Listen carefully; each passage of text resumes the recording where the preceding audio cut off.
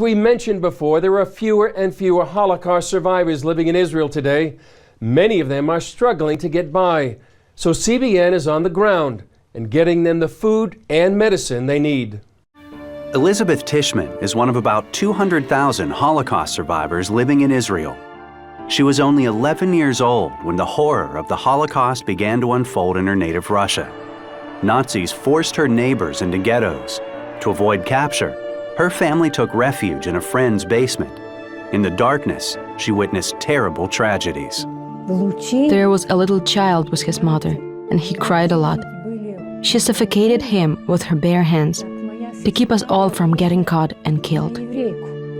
When they had to abandon their hiding place, they were eventually forced to live in the ghetto. Do you know what is it like to lay on straw when it is raining and you don't have a blanket to cover yourself? Or when a Nazi officer comes at night to search your house?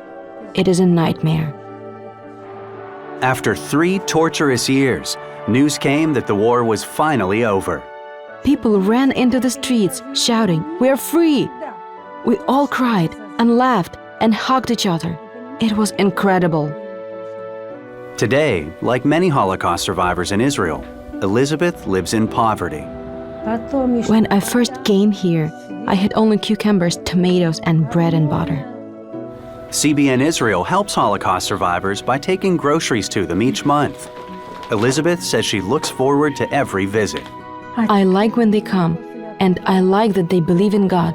If God led me through this life, and you have come to see me, that means that God has not forgotten me. Recently, Elisabeth's gas stove started to leak.